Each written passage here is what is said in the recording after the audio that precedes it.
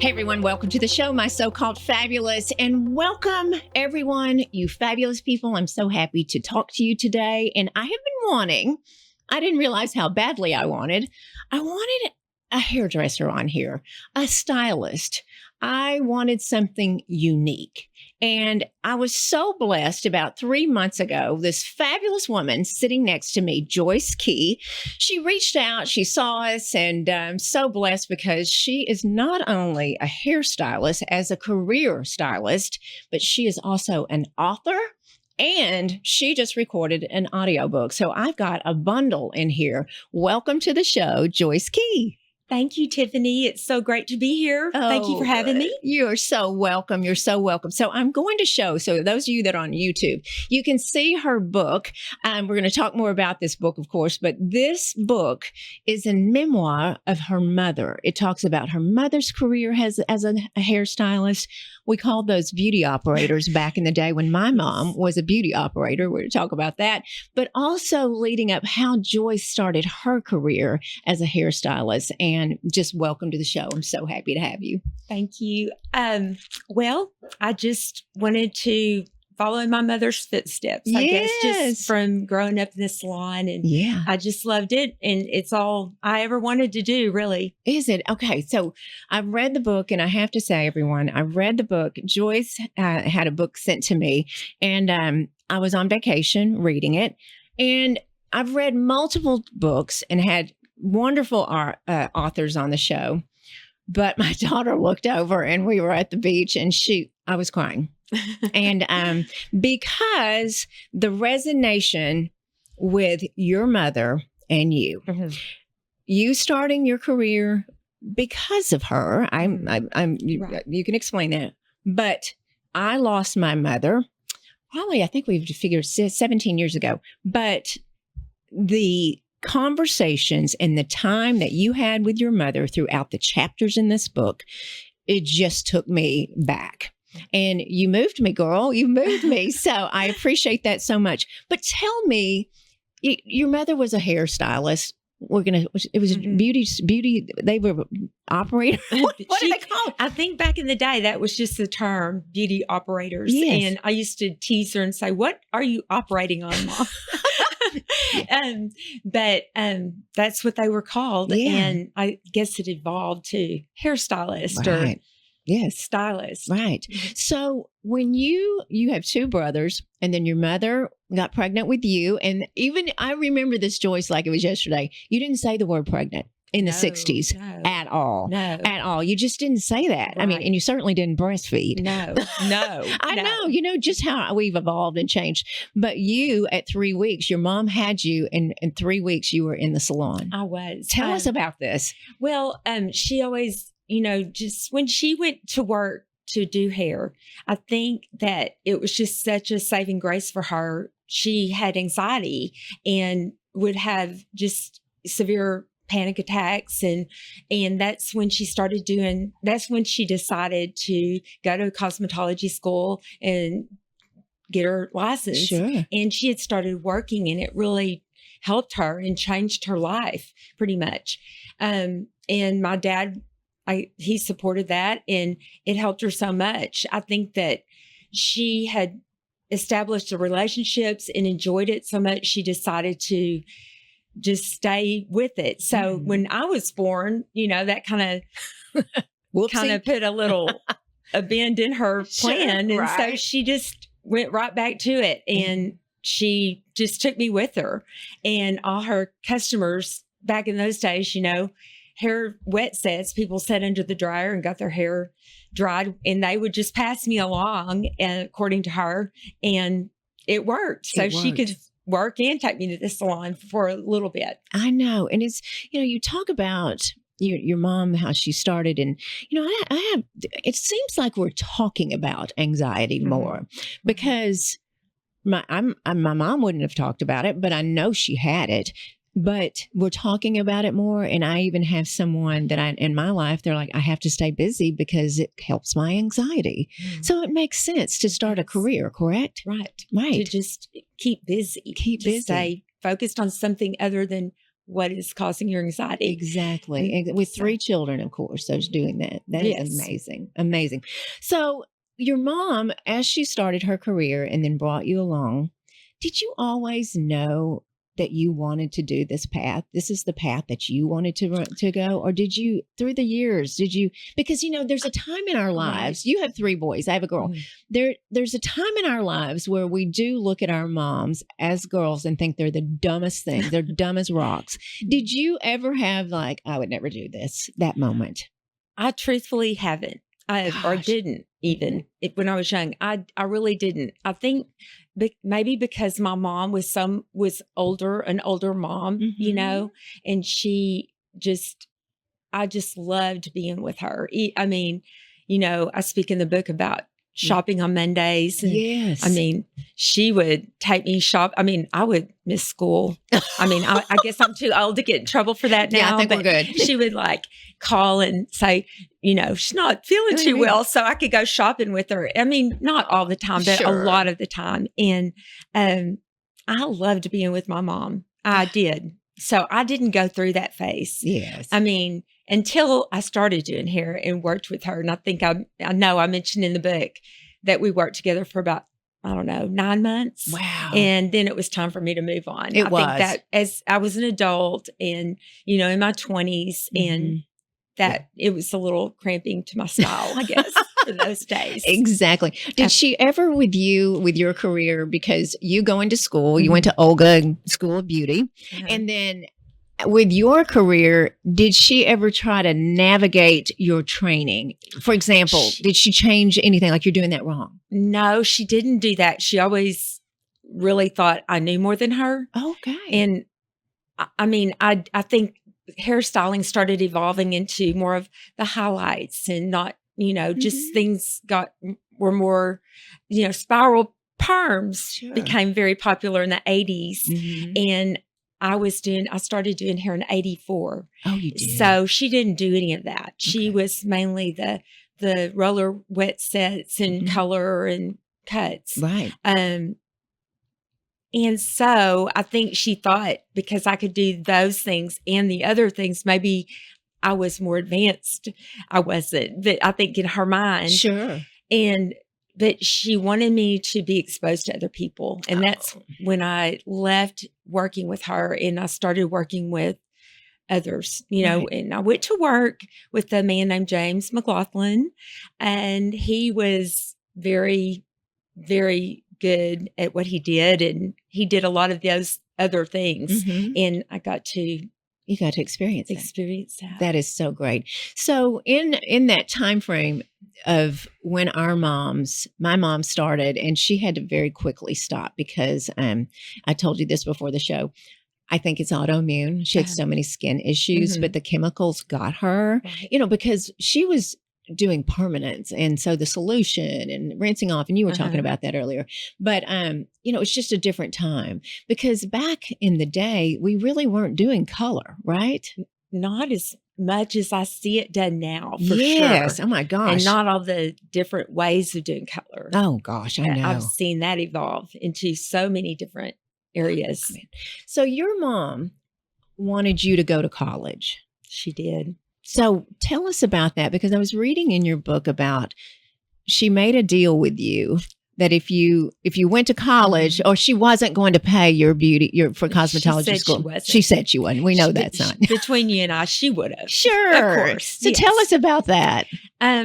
Well, when I graduated, I was talking about wanting to go to Ogle, and she said, you just don't want to do hair. It's just too hard on your body. And she's right. It is. Yeah. I mean, it is hard. Like you were mentioning the hands with your mom. And I've certainly had that issue. And she just didn't want the wear and tear on me that hairstyling can be on someone. And so she wanted me to get a different career. I think she really wanted me to be a nurse, and I tried that. That is not for me. It's just not. So anyway, I went to Tarrant County Junior College at the time. It's what it was called. Now it's Tarrant Community College or something. But I did do that, and I as soon as one of my friends graduated from high school, she and I went together to Ogles. Okay. So So that then was it works another out. year. Yeah. Mhm. Okay. Your career also took a change too. And I was wondering what your mom thought about when you went to work for Paul Mitchell. Because that was it. Like that was, Yes. yeah. I think she understood my reasoning because I was just, I just had started getting all these, return customers. Yeah. And we were transferred to Sherman, Texas. And I started working for a person there, and I didn't have any customers because I knew no one.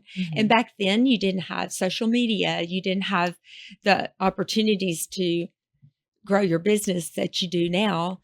And so I just wanted to work. I mean, I've always liked working. I'm too hyper to sit still. And so that opportunity to work there came available, and I went and trained and did all the things, and just wasn't for me. Wasn't it? No, Right. A lot of travel too, right? I was in my car all day long, Oh. driving all these little towns and going into salons that already had established reps of other Sure. lines, and they didn't want to talk to me. Sure. Yeah. It just wasn't. That wasn't it. I didn't have the confidence. I didn't have the confidence in that. I mean, maybe I could do it better now, because I'm older, but I was only 20 something, 25. And I just don't think I've believed in myself to be able to do that, to try something new. You know what I do miss so much about my mom is for her to tell me it's going to be okay, and the confidence thing, because I always talk about the younger Tiffany or the younger Joyce just didn't have the confidence. And I don't know. And, I don't know. And I do know, but I don't know. Like social media. I mean, there's so many things that make you confident. Now it can be detrimental. It can. I'm not saying that, but the confidence is that young girl. Today, I'm like, I can do anything. I got this. And I'm sure you're the same way. Somewhat. I mean, there's times, but Sure. I pushed myself more than I did when I was younger. Oh, of course. Because you've seen more, of course, too. Exactly. Right. So I have to laugh at this because, and I do think, you tell me, are there still concepts like this? Open concept. Because a lot of people, the person I see now, the person for my hair is in a salon suite like you are, correct? Correct. The open concept.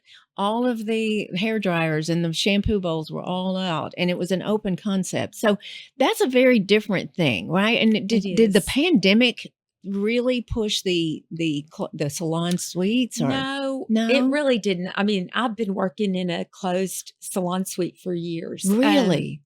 I don't know. I just think that as stylists got more established, they just preferred that. And it's I was working in a salon, a semi-private room back when we were in Sherman. Oh, okay. I left a salon when I first started working at an open concept salon in Sherman.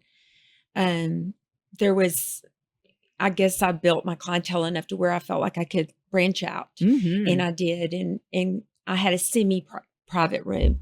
So it had its own door, but there was a little space at the top of the ceiling, Right. And so that's been going on for a long time. But I think you need to have enough clients to be able to afford that. To do that, right? Right. That's right. Unless you're in a really high traffic area.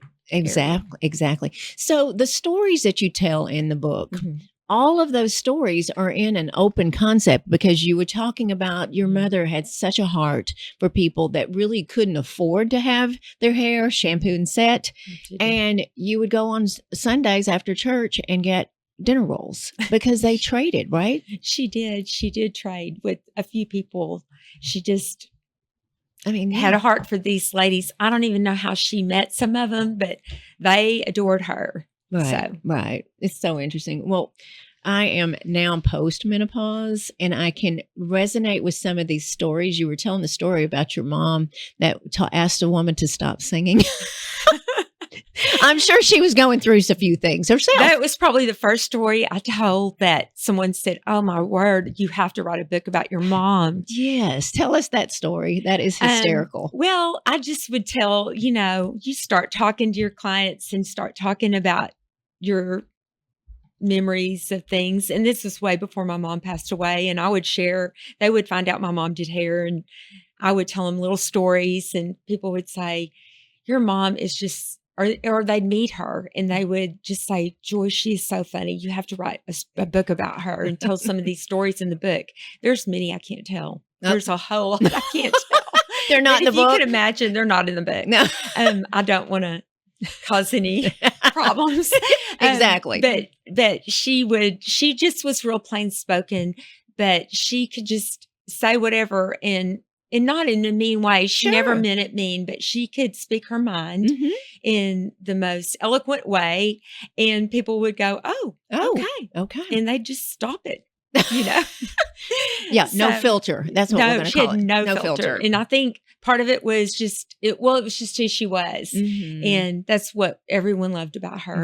Right. Telling these stories. Yes. I just love it. And I was telling our friend Carrie that does makeup earlier about your mom and just telling stories. And every time I'm with Carrie, she tells the funniest stories about her, in reference to clients and without mentioning names, of course. But I'm like, oh my gosh, you need to write a book too, because it's, I mean, it's just, it's so great to talk about the memoirs. Y'all, let me interrupt the show for just a minute to introduce you to one of my new favorite products. Following my breast explant surgery, I discovered ASEA and have been using Renew 28 ever since. Seriously, I'm not sure how I ever lived without this product. The fabulous gel has helped fluff my breasts post-surgery, reduce the crepiness on my arms, tighten and smooth my face, and help heal a nasty scar on my daughter's foot. I'm serious, it's so fabulous. This will continue to be a staple in my home for sure. You will just love the youthful appearance it provides and the hydrated, smooth way your skin will feel. I love all the ASEA products I've tried, and I'm sure you will too. Learn more and shop at shopasea.com/Tiffany Blackmon. And again, that's shopasea.com/Tiffany Blackmon, or click the link in the show notes.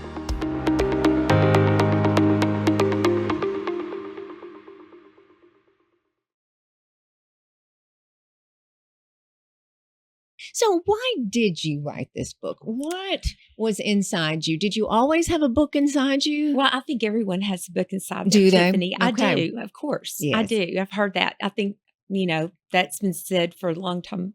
But originally, I wrote the book I just wanted to document these stories. And I wanted my mom, she wanted me to. She loved it when I told her. She was well into, I guess she was probably around 90. And she said, that would be great. I could share more. I could tell you even more. And we kind of started, and she was telling me things. And then right after that, she got ill and passed away. And so I never even thought about it. I had to get through that, and it was hard. Just navigating that initial shock of losing her. And then I started, my saving grace when my mom passed was Audible, listening to books. I've never been really one to sit down and read a book because I get sleepy. But I discovered Audible, and I started listening to books when I'd exercise, when I'd go on walks or whatever. And it was just, I enjoyed Memoirs. I loved hearing other people's stories. And I love hearing why people are who they are and what got them there. So I listened to a dozen Memoirs, and I decided, you know what, I'm going to finish this book. I just wanted to, and it was cathartic. Seriously, I think writing the book helped me process losing my mom. Yes. And writing it, I felt like she was still there. I just can't imagine. It was very therapeutic. Tough. Yeah. I have had a guest on here, and she's a very good friend of mine. She's a neuroscientist, and my daughter is my best friend. And I always I tell her that all the time. She goes, it's not possible. It's just not possible. I'm like, yeah, it is. But Yeah. but you were saying earlier, when you're a mom, you're a mom. You're not your Yes. best friend. You Yeah. can't be their Mhm. best friend. Mhm. But later in life, especially the way you and your mother had the parallel careers, I mean, it's amazing. Mhm. I mean, you could think for each other, I'm quite We certain. did. You Mhm. We know? thought about the same thing all the time. I'll bet. Yeah. I'll bet. I know. I just, in reading this, and I think part of it was I miss my mom so desperately and what she's missed with my child. But I think it's honestly gave me like, what if something happens to me when my child, you know what I mean? If something Yes. happens to me and that losing a mother. So Mhm. I felt you in this. Y'all, you have to read this book because you feel it. And oh my gosh. So Friday, I was going to Austin and you went with me because you were on my Audible. She actually narrated, Joyce narrated the book for Audible. And I just that's tough. That's not easy, right? It is tough, especially if you're a novice. It's Well, very tough. But tell me how that happened because your voice, we're from Texas, both of you. You Yeah. grew up in Fort Worth. I grew up in Texas. It's obvious we're from Texas. But it was just, you could just resonate with every story that you told, Joyce. You did an outstanding job. Thank But what you. made you want to do the Audible side? I mean, we know you wanted to share your mother's life, but tell us about Audible. That was, I mean, that's brave. I'm proud of you. Well, just like I said, you push yourself when you get older, I think, a little bit more. And I know Audible's very popular. And I mean, when I experience something, I'm the type of person I want everybody to experience something I enjoy. Right. I just do. And so I'm always talking about Audible to my friends and to my clients. I'm always telling them, I listened to this book. You need to listen to it. And their voice and hearing them read it makes it even more real. Absolutely. And you feel like you know them, like they're with you. And, just like I said, just discovering that for me was so helpful in the journey of grief. Mhm. And I just decided I needed to take this to the next level Mhm. and try it. Well, you have. I mean, you have. This is And amazing. I was, I self-published and that's hard. Oh, And gosh. it's hard to promote your own book. Mhm. It really is, especially when you self-publish and you're no one really. Yeah. I mean, everyone's someone, but you know what I mean? You're not Sure, a but yeah. celebrity or something, Right. but you want other people to experience what you've experienced. Yes, and you work so hard. Right. That's why I did Audible. Did you know you were a writer? No, and neither did my English teacher. I still laugh thinking, Mrs. Fry, God rest her soul, she's probably rolling in her grave going, oh my word, you did it. And look what you did. Yeah. So when you wrote it, did you have a ghostwriter or this was all you? No, it's all me. This is all you? It's all me. Oh my goodness. Editors? Yeah. Just my husband and the self-publisher people. Oh my goodness. And that's really it. It's a lot. It's hard. And I am definitely not an expert for sure. And you'll see that when you read or hear it. It's great. Like I'm a novice. So I think you just, you have to start somewhere. You have Yes. to. No, it's just like doing hair. You start out at one level and you keep working up. Mhm. So I think that is also just a lesson there. You're not going to be, I'm not going to win a Nobel Peace Prize or whatever. And I'm not on the New York Times bestseller, but I'm you just want to try to do something, Sure. keep trying, keep Right. pushing yourself. You think you'll write another book? I might tell more of my own stories. I mean, I haven't told really any of mine. Those are my Right, mom's. your mom's I mean, there's a few that have filtered in, like Sure. I shared, how Mhm. she helped me navigate some things in my Right. I love journey. you telling. I mean, I could almost, and especially when I heard it on Audible. And y'all, we're going to have this all in the show notes, so how to get the book as well as listen on Audible. But I just resonated with you so much when you said you would go in the salon barefoot and you would have hair and Oh, hairspray on the for bottom of your sure. feet. But it was fabulous. It was fabulous back in those days. Yes. We weren't, that was a different time. And, you weren't so phobic about things. No one was, right? No. You didn't have any clue. You didn't have clue. That was no one knew. no. Oh, I know. No. No. Okay. Because I had a Suella in my life, because Mom worked for a woman in Mahia, Texas, doing hair, and she had a Suella as well. Tell us, because this woman was in your life. This woman is very iconic in your life. She was. Tell us about Suella.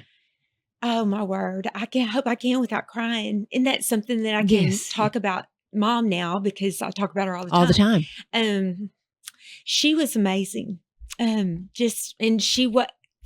speaking from myself and my mom.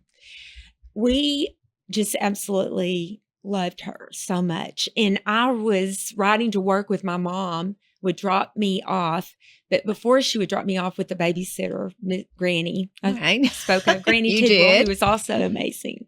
And we would go pick up Suella. And Suella didn't, I guess Suella didn't drive, or she didn't have a way to get to the salon or something. So we would drive all the way to Suella's house. No seatbelt, by the way, back then, you just kind of rode next to your mom and pick her up.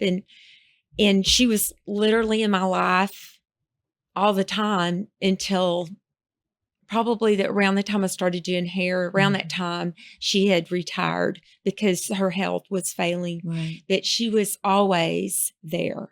Always. With my mom and I on the way to work. And we just were very close. And my mom and her were the closest. That was her sidekick at work. Right.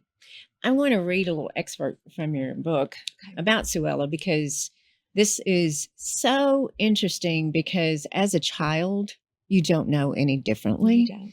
Suella, the very first memory I have is riding to work with my mom and stopping by on the way to pick up her assistant, Suella. Oh, Suella, there's simply no words to describe her, but she was amazing. I thought I was related to her, and the color of her skin did give me a clue that I was not. She was beautiful inside and out, so kind to me. Mom told me of me crying one day because I was not the same color as Suella. I wanted to just look like her. She had to explain me that God made us all different. Mama and I loved everyone for her. This is so beautiful, because as a child, this is the most raw emotions, and that the most simple, that we just all think we're the same, because we actually are all the same. Yes. And that is such a beautiful. Do you still stay in touch with her family? Writing the book, I had to get permission. Yes. So I was, losing touch with her. I didn't know where her family was. And I started doing a search, and I found Suella's husband's obituary, and found his daughter listed. And I found her on Facebook. So thankful for social media. Yes. So I got in touch with her daughter, Elizabeth, and she told me that she would be honored. She would just love to read it first before I submitted it or had it published. So I sent it to her, and she gave me her blessing. So thank you for doing that. And that's so sweet. For her family. Yes, absolutely. Yes. And what an icon for you, for sure. And your mother, they were, I'm sure, best friends. They were. Absolutely. They were. They were, and my mom watched her kids grow up. Oh, yes. Of course. Okay, there's so many stories in this book, and I just love it. And you were so cute to say I made it short and sweet. And it's very short. But it is. It's perfect. But there's so many stories. Is there one that just stands out to you, or have we mentioned it, or is that just? I can tell you there's a couple, but I will start with the funny one, and then I'll get with the one that's the most impactful. The funny one, I think, that I just still laugh at every time I read it or think about it, is when she saved the day for one of her customers who came in looking awful. And she told her that she had to run. She said, "You've got to go home and get your makeup on and dress better because your kids are picking you up and they're coming here to surprise you for your birthday."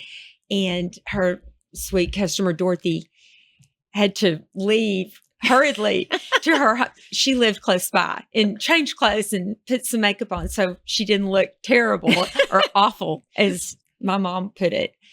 And that I just laugh at that because I loved Dorothy. I loved all her. I loved so many of her customers, I'll and bet. they're just so vivid in my mind. Sure. But but the most impactful was for sure the relationship she had with Granny Tidwell's, Bessie Tidwell's family, and Barbara, who was so instrumental in telling my mom about, would Russell and I would we think about adoption?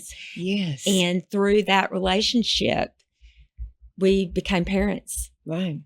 And it just tells you how important connections are in your life. Right. Because it's all stemmed back to my mom and her relationships. Sure. And sure. So I wouldn't have my boys. Exactly. 3 So beautiful thankful. boys. Oh my gosh. My 2 older ones are adopted. They are. I'm such a cautious person. I always just don't step out of the box usually. Mhm. And I think if it hadn't have been for Mom and her relationship with Barbara, in my relationship with Barbara for that matter, through this industry of hair of all things, I just don't know if I'd ever been, if I would have been brave, if I would have stepped Sure. out in that. Exactly. Maybe, but I don't know. Exactly. And it was a different time. It was a different time. And sometimes your mother validated it was okay. Like My yes. mother had a dream about it. Ah, My mother had a dream that she got me a baby. She said, I got you a baby in my dream. oh my God. And it literally came to fruition. And that's So, something. So you it's have your amazing. 2 boys, you have 3 boys, but you have your Yes. 2 boys. That is absolutely amazing. So, hairstylists, they know everything about us. You're a therapist, you're a hairstylist, you can make our day. They are connections. There's so many, I want to thank you for that for sure. But I think the hairstylists through my life, and I'm 59, and the ones that I've had that have just made a big impact on my life. And they knew everything about me. I shared so much, and I feel guilty because you go in there and you're just either you're complaining about something or you're happy about something. But the customers and clients, I don't even know if they're your friends, right? Oh, yes. I mean, They're like family to me. So many of them. I love them. Most of mine. I feel like they're my family. I'll bet. We're here on a Monday because it's your day off. Now, what are you doing? You are now just scrambling around trying to get your life in order because you're dedicated your life to helping people like myself. But Monday's your day off, and so blessed that you came in. But that again, tie it back to your mother. That was your day with her. Our day. It was our day. And she never wanted it messed up. And she'd always say, I hope something doesn't louse our day up. Right, So, exactly. She wanted to go shopping into lunch. That's what we did. Every Monday. Yes. Every Monday. Every That's Monday, so pretty amazing. much. So amazing. Well, I'm excited that you may share your life and even about your children too. Your boys just got married, right? My older 2 boys got married. Oh, Yes. goodness. That's a lot. My middle son got married last November, and my oldest son got married in June. So yeah, it's been a busy year. It's been a busy year. I talk about this because we're still talking about the pandemic. But can you imagine your mother surviving that? I tell you, if you knew her, Tiffany, she would have probably made the news. I think they would have been arresting her. Yes. She was a rebel. She would have just said, I'm going to that beauty shop. They don't know what they're talking about. She was just hard-headed. I think about that. Joyce, y'all were mailing stuff to us to do I was dropping off DIY kits that I put together. You know what? I didn't do it. I just went. You did. I did. I tell you what, it was a hard time. It was only, it was a hard time. So. Yes, it was a hard time. And I think about it. I was thinking about you this morning. I was like, oh my gosh, you couldn't work. No. You were trying to take care of us from afar. Yes. And again, we're in Texas. We're a little different over here. But I mean, that was shutting down and businesses. I mean, but the minute y'all would let us back in, or the state, it was. So tell us about that with your business. It's took a hit, but everybody's waiting on you. It was hard. And then we had to do this. We were in suites, so that helped. That was helpful. You had to call us to be let in the room. Of course, you had to wear your mask. Ugh. It was very cumbersome. Mm-hmm. It was hard. Yeah. I don't want to go back there. No. It almost seems like a bad dream, honestly. Can you believe it? I don't want to do that again. No, it's hard. I just remember going down to University Center, and there's not a car in the parking lot. It was scary. What in the world? I just thought, am I living in this time? Yeah. I mean, it was just But you hard. could go to a restaurant and get some alcohol. I know. I was frustrated to just put it mildly. I was very frustrated. I know. Your mom would have been a rebel. She would have been a rebel. A big rebel. I could tell. So what are your future projects? What do you have going on?